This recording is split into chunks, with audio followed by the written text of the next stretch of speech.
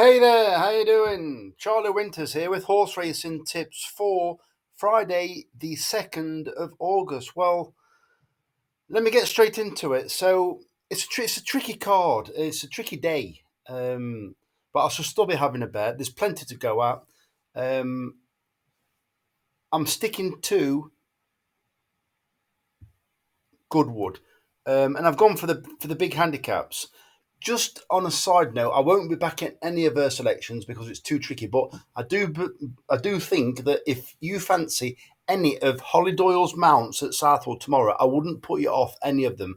I think she's going there for a reason. There's a lot of top jockeys gone there, but it's very interesting that she's been at Goodwood and now she's nipped to Southwold on the Friday and she's going back to Goodwood on the Saturday. So definitely, there's a reason why she's going, and she's got several in single figures, and I think that a lot of them's got a chance. I do think one of them got a chance called Reputation.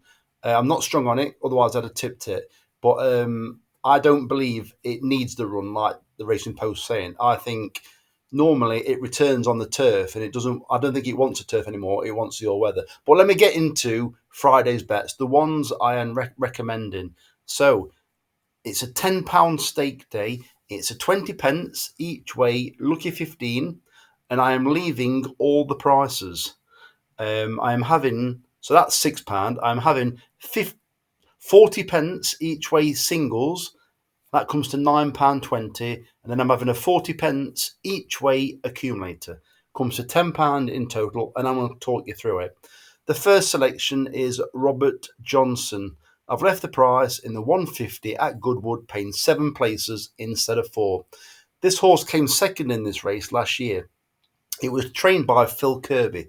Apart from, and I can't remember the horse's name now, was it called Lady Buttons? Something like that. I don't rate the trainer at all, even though I tipped one of his decent price winners at Catterick at about 14s or 16 to 1s backed into about 8s. But I don't rate him. Nothing against him, but I can't get him right.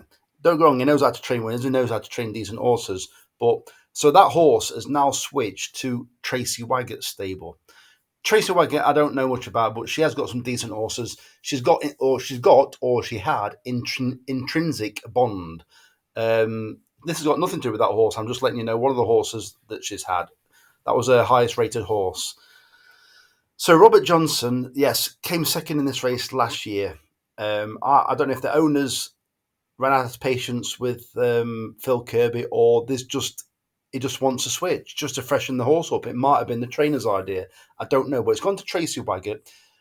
Joe Fanning takes the mount, and I'm always a fan of Joe Fanning when he's riding. This horse handles quick ground. It's probably its best form's probably on slow ground, but it's absolutely fine on quick ground, and it's got to be because it should be rattling quick at Goodwood tomorrow. Well, Robert Johnson, it's currently 11 to 1, I think it is, and that's an absolute rip-off. In my opinion, it should be about 20s, 25s.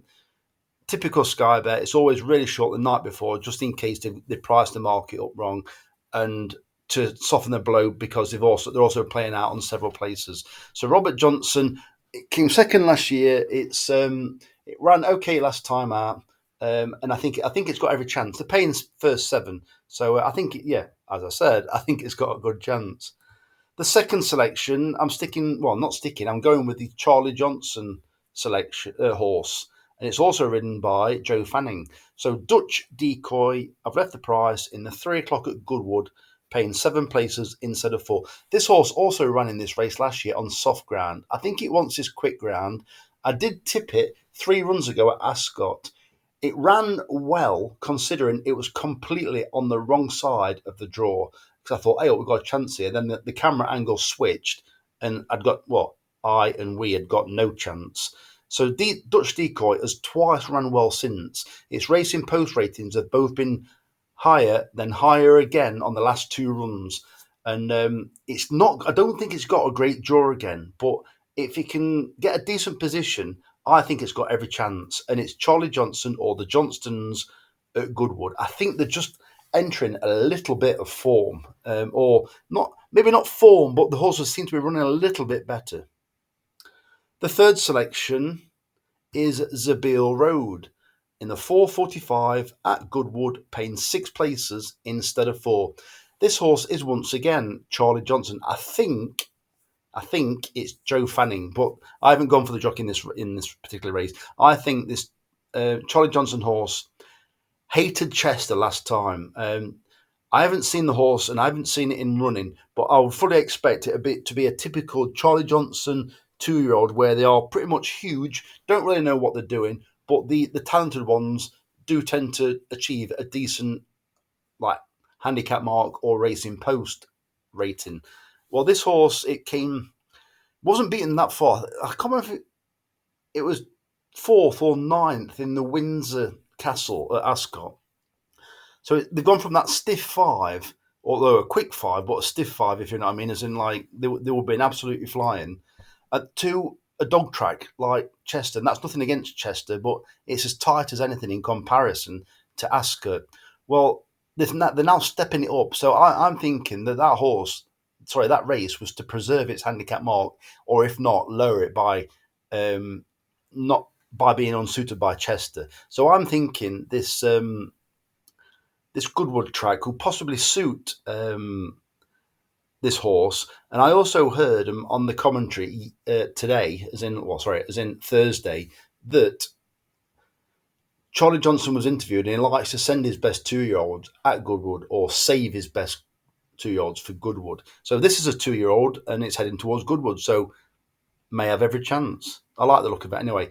Bearing in mind that so far, I believe all these first 3 horses are ridden by Joe Fanning. So Joe Fanning, if you're not watching the racing, as in like the people watching this video, if you're not watching the race until the day after, just see if Joe Fanning is in the headlines for a massive accumulator. Because if he is, we've done well, because there's a good chance these are the horses that have run well and got in that bet up. What am I talking about? Fourth selection is right. I tell you what, this is improving at a rate of knots. Its racing post rating shot up last time. It was raised £4 because of it, and I think this horse is absolutely beginning to take off. But there is a huge question mark. So the fourth selection is the Nap, but there's a huge question mark at the side of the Nap. So it's Midnight Rumble. I've left the price in the 5:20 at Goodwood, paying 5 places instead of 3. So this horse has done most of its running and running well on soft ground. I believe if this ground isn't suitable, it could be a non-runner, but I think this has got a right chance. It's improving at a rate of knots. It's not really winning. It's just like the darts are peppering around the bullseye. And it's Alan King. I can't remember who actually rides it. I think it might be Russell Ryan. I'll have a look in a minute. I'll click it over in a minute. But it's improving. And I've been looking at the breeding. Well, the dam did like soft ground, but the sire and the dam sire both were absolutely fine on quick ground. So if I can't see them risking it if it wants slow ground, because I think it's going to be rattling quick ground tomorrow on Friday. But it has given out very light showers pretty much now when I'm doing this video, about 9 o'clock at Goodwood. I don't think it's enough to change the going at all. I think it's just a few spots of rain. I could be wrong, but I do like the look of Midnight Rumble. And if you can find an interview with the trainer on the day where he says that that the ground will be fine, or it actually wants this ground, it's a Nap, and you can remove the question mark. I like the look of it. He had a runner at Goodwood today, Alan King did, and I can't remember what it was called, but I can remember it being in the frame. So Midnight Rumble. Let me just tell you what jockey it is. I normally remember just as I'm scrolling down, and I didn't. It's David Probert. So it's drawn 12, makes no difference whatsoever. I think it finished behind Blake last time, but I'm not too worried about that. It's 17-2. I think it'll probably end up being bigger than that because Sky Bet are being stingy. So if you are still listening at this point, first of all, congratulations. If you are listening, put congratulations in the comments. I can guarantee nobody will put congratulations in the comments because there's nobody here now. So if you give me a like or a subscribe or a mention in the comments the word congratulations, I'd really appreciate it. Charlie Winters, over and out. Cheers, mate.